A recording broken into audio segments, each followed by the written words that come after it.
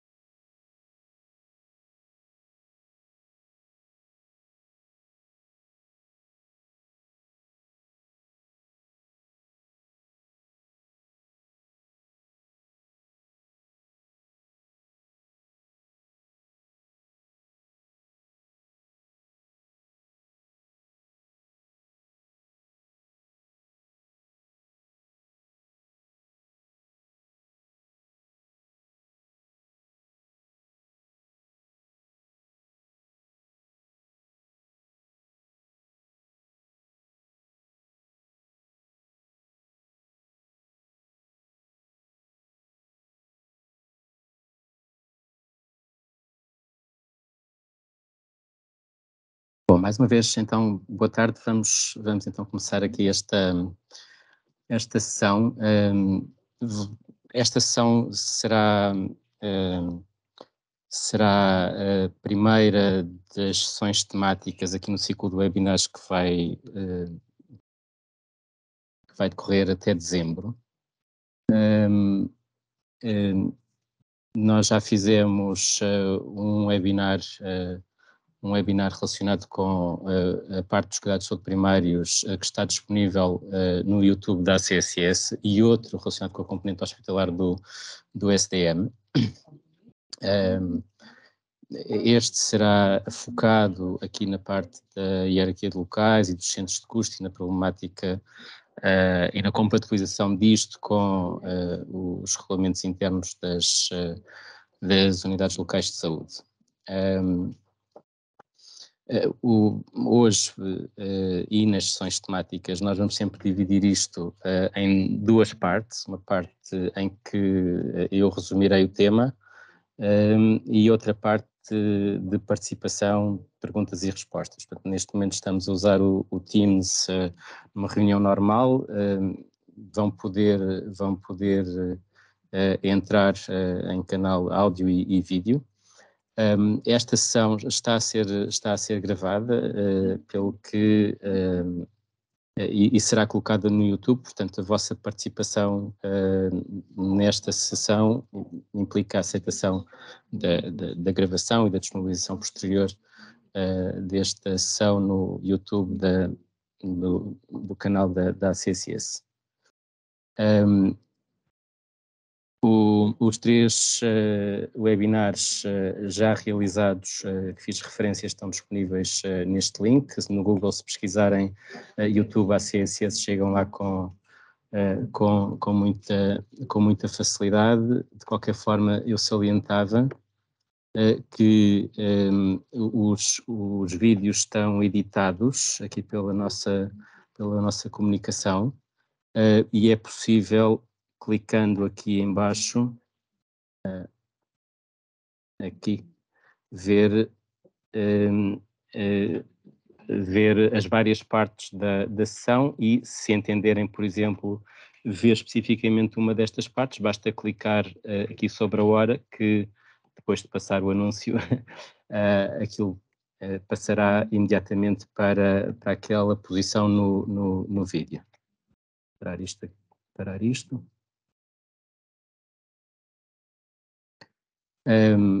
Estas são as sessões que estão previstas. As primeiras 4 já estão calendarizadas.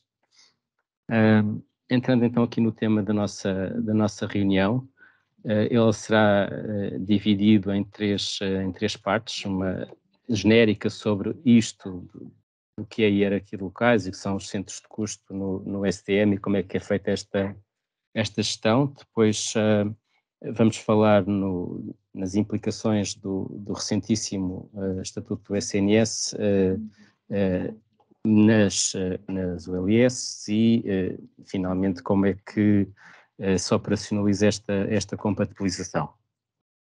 Bom, a hierarquia de locais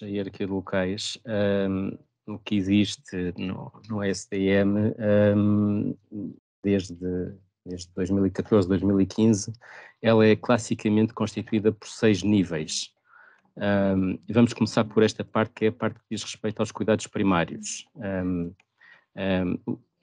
Cá em cima, no nível 6, estão as ARS, no nível 5, as ULS, no nível 4, os agrupamentos de centros de saúde, no nível 3, os centros de saúde, no nível 2, os serviços ou unidades funcionais dos ACs, e no nível 1 temos, por um lado, os códigos de local de prescrição, os códigos de RNU, e, por outro lado, os códigos de centro de custo. O que é que isto quer dizer?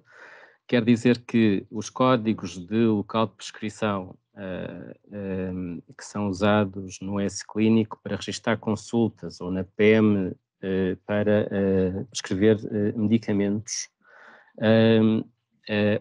ou no RNU para registar utentes, cada um deles tem uma representação, cada um desses códigos tem uma representação no nível 1 da hierarquia de locais. E, obviamente, que quem gere esses códigos, quando eu digo quem gera, é quem é que os cria, quem é que os altera, etc., são as instituições. No caso dos ACs pertencentes às ULS, são as ULS. No caso dos ACs não pertencentes às ULS, são as ARS que fazem a gestão destes códigos dentro de um sistema chamado PRVR, Portal de Requisição de Vinhetas e Requisições. Portanto, é lá que estes códigos nascem. Quanto aos centros de custo, cada local de prescrição deve ser criado com um centro de custo, mas não é obrigatório que um centro de custo tenha que ter associado um local de prescrição. Por exemplo, os centros de custo dos conselhos de administração ou das UAGs não têm que ter local de prescrição, porque obviamente são serviços que não precisam de prescrever nem de ter atividade clínica. Eu penso que há pessoas com o microfone aberto, devia especial atenção a isso, que faz aqui alguma confusão. Se puderem desligar, agradecemos. Portanto, quer isto dizer que esta informação, quer seja de centros de custo, ou seja, estamos a falar de profissionais RHV ou de custos financeiros, nos temas financeiros das entidades, quer seja produção ou utentes registada nos sistemas de informação, ela irá toda essa informação ser agrupada no nível 2 de hierarquia de locais por serviços ou unidades funcionais, consequentemente no nível 3 por centros de saúde, ACs, ULS e ARS. E, portanto, a gestão, isto é, a ligação entre o nível 1 ao nível 2, o 2 ao 3, ao 4, ao 5 e ao 6, é feita pela ACSS. Portanto, as instituições criam os códigos e nós fazemos a gestão da hierarquia da ligação do nível 1 ao nível 2 e do nível 2 até ao nível 6 é feito aqui pela nossa equipa. E, portanto, a informação, esta seta representa o fluxo de informação, esta informação vai naturalmente de baixo para cima, quando nós sabemos, para cada um dos 1000 e tal códigos de Portugal que existem para registar utentes, onde é que eles estão por aqui acima, e também em relação aos milhares de códigos de centros de custo que existem em Portugal, como é que eles se associam por ali acima. E, portanto, é por isso que conseguimos, com enorme fiabilidade, saber que informação é que pertence a cada ACES, ou a cada ULS, ou para a contratualização a cada unidade funcional dos cuidados de saúde primários. Passando aqui para esta zona central do slide, que representa a componente hospitalar da hierarquia de locais clássica de 6 níveis, na base temos também os locais de prescrição. Aqui já não temos RNU, porque nos hospitais não há, obviamente, RNU. Portanto, e os locais de prescrição nos hospitais servem apenas para registro de medicamentos prescritos pelos médicos para ambulatório, para farmácia de oficina, e temos também os códigos dos 90 serviços, 92 ou 93 serviços de urgência que existem em Portugal. No nível 2 temos os polos ou unidades hospitalares, quer dizer isto, por exemplo, que na ULS da Guarda aqui estarão representados o Hospital de Ceia, Foscoa e o próprio Hospital da Guarda. O nível 3 não tem representatividade aqui, portanto não é utilizado. O nível 4 está o hospital como agregador. Por exemplo, o Hospital Lisboa Norte, aqui está representado como Centro Hospitalar Lisboa Norte, e aqui no nível 2 terá o Hospital Polivalente e o Hospital de Santa Maria. No caso da Guarda, que tem 3 polos hospitalares, aqui estará uma entidade que na realidade não tem representação jurídica, porque depende diretamente da ULS, que são os hospitais da ULS da Guarda, mas na prática é um agregador dos 3 hospitais aqui representados. Depois temos as ULS e a ARS. Obviamente que a ARS aqui está como agregador geográfico, tem algumas competências, existem algumas competências na parte da contratualização que estão aqui neste nível, mas tudo o que tem a ver com as atribuições financeiras param aqui ao nível do OLS. Depois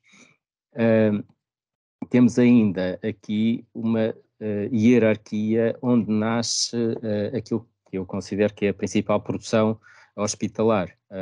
Estamos a falar dos episódios de urgência, das consultas, dos internamentos e das cirurgias, e também na parte dos centros de custo,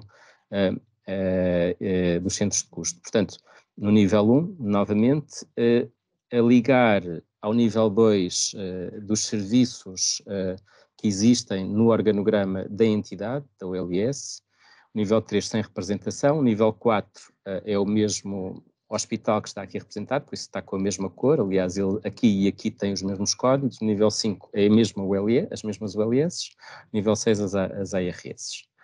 Portanto, estamos a falar a nível nacional, de milhares e milhares de códigos que nós garantimos este mapeamento com histórico para conseguirmos o maior rigor possível em termos de estatística de produção, estatística de utentes, estatística de profissionais, especialmente estes três níveis que estão aqui representados. Eu aqui tenho 3 slides só para me lembrar que nesta altura vou mostrar o SDM propriamente dito, que está aqui em ambiente de produção, na ULS da Guarda, para, portanto, as ULS, quando acedem ao SDM, conseguem, aqui na área de pesquisa, ter acesso quer à ULS propriamente dita, quer ao seu hospital, quer ao seu ACs. Há uma ULS que tem 2 ACs, que é a ULS Castelo Branco, portanto terá também acesso aos esses 2 ACs e a todas as unidades funcionais dos cuidados de saúde primários na respectiva abrangência. Portanto, nos seus ACs. Portanto, entrando aqui na ULS da Guarda, local da Guarda, local de saúde da Guarda. À esquerda temos o organograma. O organograma, enfim, que ainda, como podem ver ali, ainda está em desenvolvimento, mas na realidade nós também o temos para a componente hospitalar da ULS e depois eu posso passar por lá. Ele tem aqui por baixo ver níveis inferiores. Como podem ver, aparecem aqui uns itens rosa, que na prática são os centros de custo, RHV. Se formos aqui ao Conselho de Administração, ver níveis inferiores, temos o Conselho de Administração aqui representado. Portanto, nós temos todos os centros de custo do RHV mapeados nos organogramas das ULS, na componente central, que é aquela que estamos aqui a mostrar, e também na componente do hospital, a parte dos serviços clínicos estão lá representados. Aqui na parte do LS era apenas isto que queria mostrar. Vou agora aceder ao hospital da ULS da Guarda. Agora o hospital da ULS da Guarda, nesta parte das unidades de serviço locais tem, como eu já tinha dito, os 3 hospitais, as 3 unidades ou polos hospitalares que pertencem ao LS da Guarda. Sousa Martins, Foscoa e Ceia, havendo aqui a representação da sede no primeiro, com os códigos representados no nível 2 da hierarquia de locais. Se quisermos ver quais são os códigos que estão mapeados no nível 1 da hierarquia de locais, porque como eu tinha referido, o nível 1 dos locais de prescrição liga-se ao nível 2, basta aceder aqui onde diz locais de prescrição. Isto permite ver em termos temporais desde 2007, portanto a hierarquia mais recente está no fundo da página, 2022. Em 2022 temos aqui a verde escuro os 3 hospitais a que fiz referência, as 3 unidades hospitalares, e por baixo cada um dos códigos local de prescrição que são usados no sonho deste hospital para permitir prescrever medicamentos para a farmácia de ambulatório. Eles estão aqui classificados e normalizados, mas por baixo na tooltip conseguem ver a designação que está no PRVR. Portanto, este será o LS da Guarda, _Hospital Sousa Martins, _Guarda, etc. Hospital de dia. e por aí fora. Vou agora entrar no ACs da Guarda.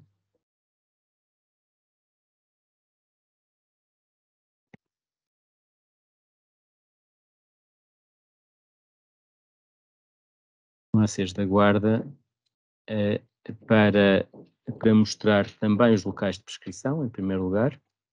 Portanto, os locais de prescrição é possível ver, pronto, a verde escuro está representado o nível 2 de hierarquia de locais, isto é, os serviços e unidades funcionais do ACs, desde logo os órgãos de administração, a UAG, o Gabinete de Cidadão, a Unidade de Saúde Pública. E a Unidade de Saúde Pública, é o primeiro que tem locais de prescrição. Depois a URAP, com locais de prescrição, e a seguir as unidades de cuidados de personalidade, as USFs, as ECCIs, os SAPs, etc.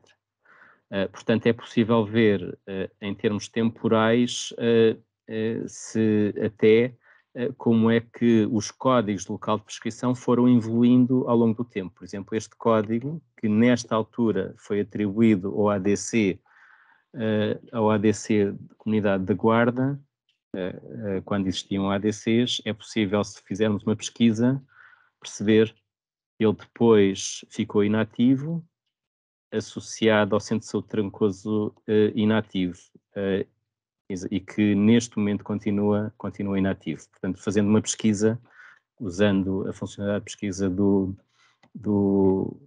próprio browser, é possível ver a evolução dos códigos e, portanto, a forma como eles vão sendo utilizados ao longo do tempo, e temos múltiplos exemplos em Portugal de códigos que hoje, enfim, são uma coisa, mas que há 5, 6 anos atrás eram outra, e no STM esse histórico tentamos mantê-lo com a articulando com as ULS e com as ARS de forma mais fidedigna possível. As unidades funcionais estão aqui representadas, portanto, no nível 2 da hierarquia de locais, temos aqui representadas desde os órgãos de administração, o AG, a Unidade de Saúde Pública, o URAP, e depois cada uma das unidades das UCSPs. Aqui temos a data de início, temos o código no nível 2 e temos o código RNU, sendo que quando existe mais do que um código RNU pendurado por baixo da unidade funcional, existe um mais.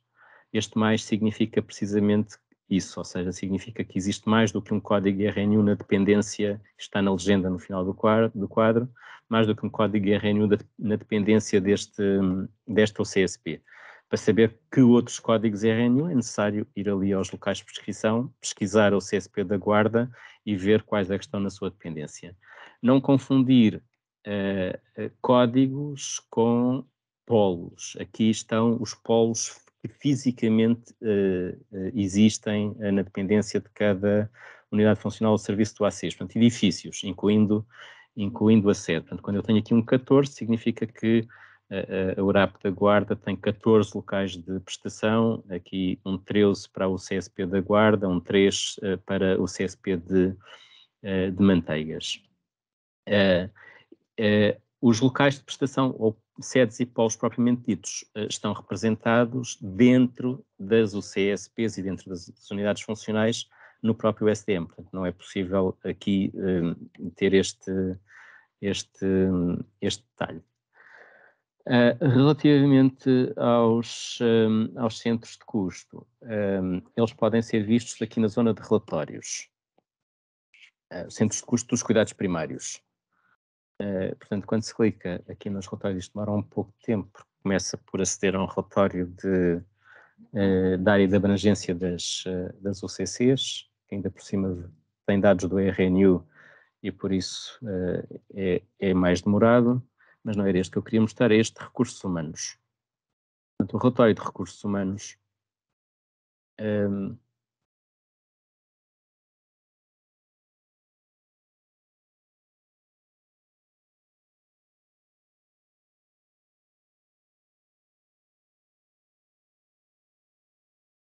já passou. Ele é constituído por quatro tabelas. Eu não vou mostrar a quarta porque tem dados nominais dos profissionais e como isto está a ser gravado eu não vou chegar lá abaixo, mas aqui a primeira tem um resumo do número de profissionais que existem no ACES,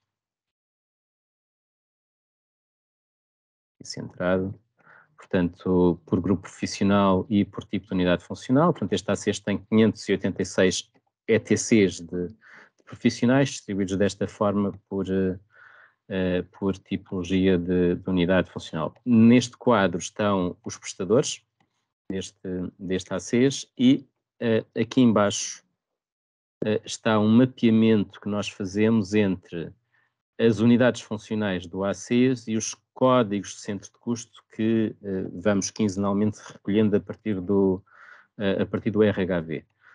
Portanto, o que é que isto quer dizer? Por exemplo, centrando aqui nas 4 primeiras linhas, que os órgãos de administração e fiscalização do ACES da Guarda, que no STM têm este código, nível 2 de hierarquia de locais, código nível 2 de hierarquia de locais, em RHV tem 4 centros de custo. Este, cuja designação é a Direção Clínica do ACES, este, cuja designação é a Direção de Enfermagem do ACES, este, Direção Não Clínica do ACES e este, Conselho Clínico e de Saúde. Portanto, isto significa que todos os profissionais associados a estes 4 centros de custo ficam em SDM e em todos os temas que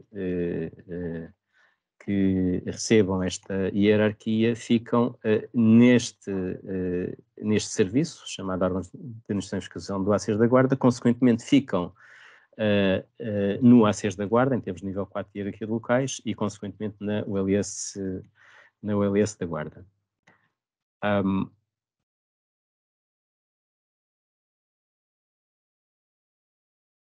Este já falámos, este também e este também. Aqui temos o organograma de uma OLS, que obviamente tem um Conselho de Administração, Fiscal Único, Conselho Consultivo, aqui um conjunto de gabinetes de apoio ao Conselho de Administração, depois serviços de suporte à prestação de cuidados e de gestão e logística, onde estão o Gabinete de Cidadão, Serviço de Recursos Humanos, Gestão Documental, Sistemas de Informação e Comunicação, Gestão Financeira, etc. Depois temos aqui o Departamento de Cuidados Primários, que corresponde ao ACES, é o equivalente ao ACES. Aqui está escondido, depois temos a área clínica hospitalar, a área dos cuidados continuados e aqui mais umas comissões. Nesta parte, Departamento de Cuidados de Saúde Primários, terão necessariamente que existir um conjunto de unidades funcionais dos centros de saúde do ACES. Já vou voltar a este slide mais daqui a pouco. Entretanto, é incontornável nesta sessão o estatuto do SNS, que volta a publicar a Constituição, portanto, o Decreto-Lei dos ACES e também os estatutos das entidades EPE da saúde, designadamente das OLS, e no que diz respeito aos ACES, são órgãos dos ACES, o Diretor Executivo, o Conselho Clínico e de Saúde, o Conselho da Comunidade e o Conselho Executivo. São unidades funcionais dos ACES, as USFs, as UCSPs, as UCCs, uma unidade de saúde pública, uma URAP e outras unidades ou serviços, mediante proposta fundamentada do respectivo Diretor Executivo, etc. Cada ACES tem uma OSP e uma URAP e várias OSFs, CSPs e UCCs. A linha 3 é sobre as OSFs, a 4 sobre as UCSPs, o número 5 sobre as UCCs, O número 6 faz referência à articulação e à participação das OCCs na Rede Nacional de Cuidados Continuados na RNCCI. O número 7, a articulação com os municípios. Depois, o 9 sobre as unidades de saúde pública, o 10 sobre as URAPs, enquanto unidades com autonomia funcional e técnica que prestam cuidados de saúde e serviços de consultoria às demais unidades familiares do ACES, promovendo a articulação com os cuidados hospitalares e com outros recursos da comunidade. Fala ainda da unidade de apoio à gestão e do gabinete cidadão como serviços de apoio na dependência da direção executiva e, finalmente, este artigo também é aqui muito, muito importante no contexto desta sessão. Os centros de saúde integrados em ULS observam com as necessárias adaptações o regime de organização e funcionamento previsto no presente capítulo, que é aquele que eu resumi anteriormente, devendo refleti-lo nos respectivos regulamentos internos. É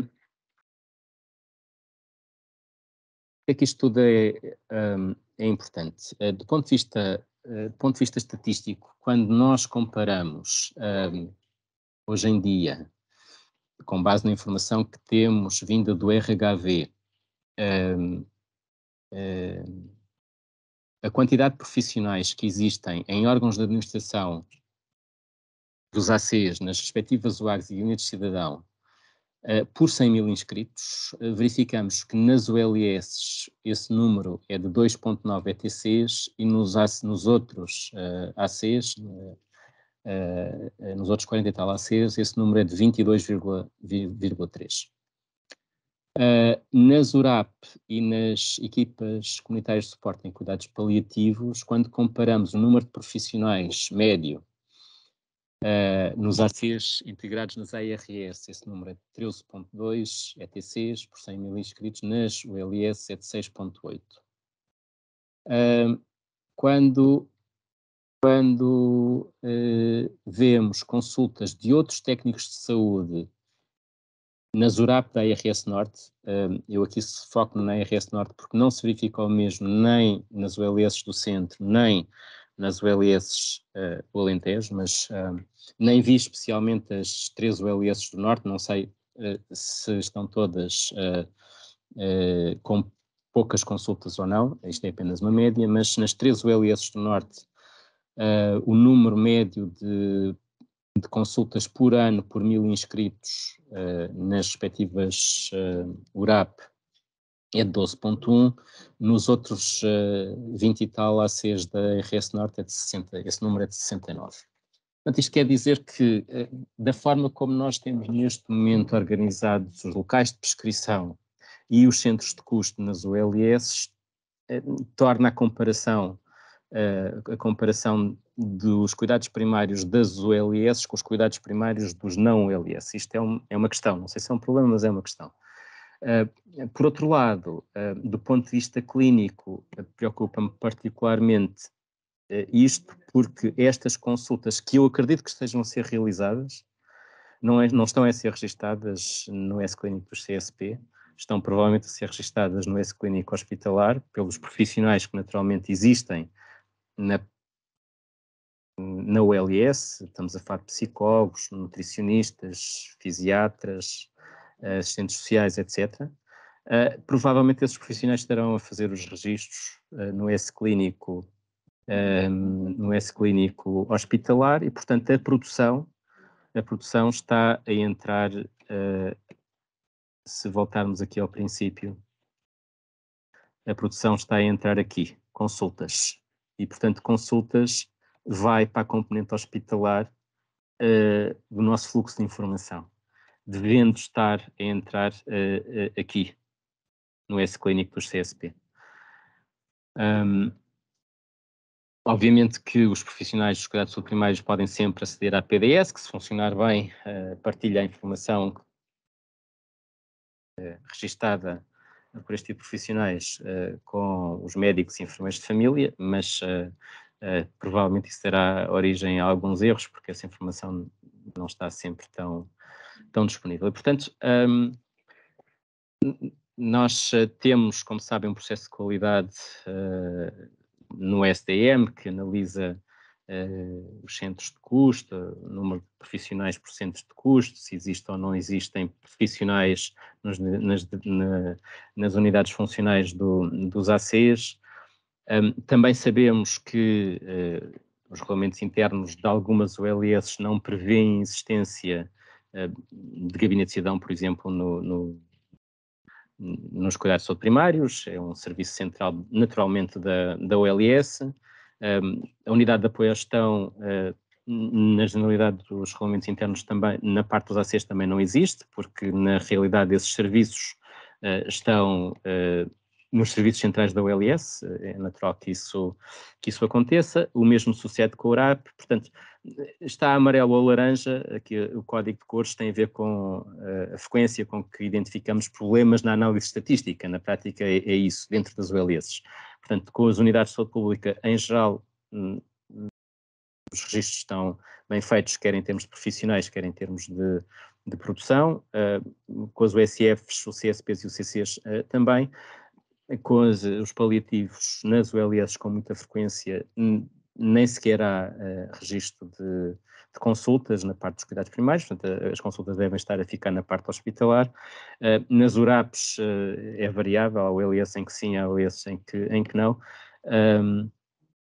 Órgãos de administração também, acho que já esteve pior, agora parece-me que está bastante melhor na maioria das OLS, mas na parte das UAGs e dos gabinetes de cidadão continuamos a ter aqui grandes problemas. Isto é o problema. Como é que eu acho que isto se compatibiliza? Esta sessão deve servir também para apresentar respostas. Bom, na minha opinião, há um ponto que é um ponto formal, e esse é incontornável, que são os regulamentos internos das OLS. E esses são o que são, e esses têm que seguir o seu caminho, formalmente alterado pelo Conselho de Administração, se houver decisão para isso. O pior cenário é não haver decisão, e portanto eu vou fazer uma proposta para, quando não existe uma decisão sobre isso, que algumas OLS já têm isto resolvido, outras não, vamos assumir que não. Eu penso que a única forma de resolver isto é nestes serviços, digamos assim, comuns da OLS, serviços da parte administrativa, recursos humanos, financeiros, sistemas de informação, etc. A falar de coisas não clínicas. E na parte dos nutricionistas, dos fisiatras, etc., os respectivos serviços terem na hierarquia de centros de custo da instituição OLS uma separação entre o centro de custo que já existe neste momento e um outro centro de custo para alocar profissionais que com maior frequência trabalhem na parte dos cuidados primários, dando apoio à parte administrativa e de gestão do ACES, aquilo que seria a Unidade de Apoio à Gestão do ACES, aquilo que seria o Gabinete de Cidadão do ACES, aquilo que seria a URAP do ACES e os paliativos do ACES. Portanto, eu não vejo outra forma de resolver isto que não seja, em termos de centros de custo, ter centros de custo próprios para a parte dos cuidados de saúde primários e fazer o rateio dos profissionais em função das cargas horárias médias de um lado e do outro. Isto é em termos de centros de custo. Em termos de profissionais de produção, e isto aplica-se às URAPs e aos paliativos, eu não vejo outra forma de resolver que não seja os profissionais, quando veem utentes nos locais de prestação dos cuidados primários, no caso da URAP, ou no caso dos paliativos, quando veem utentes referenciados pelos médicos de família, fazerem os registros no S-Clínico do CSP e não no S-Clínico hospitalar, em códigos que têm que ser criados, eventualmente não existirão, para fazer esses registros. E pronto, era isto que tinha para falar. Vou parar a partilha e temos agora espaço para perguntas e respostas. Discutir. Uma pergunta no chat feita pelo Tito Fernandes, se é possível ter no mesmo profissional perfil de acesso ao S-Clinic CSP, simultaneamente perfil de acesso ao S-Clinic hospitalar. Sim, claro, sim. Basta que a informática da OLS faça essa configuração. Não existindo questões, resta-me agradecer a todos a participação. Nós estamos sempre disponíveis quando tiverem questões ou dúvidas, basta enviarem-nos um e-mail para stm@css-saúde.pt. Bom trabalho a todos.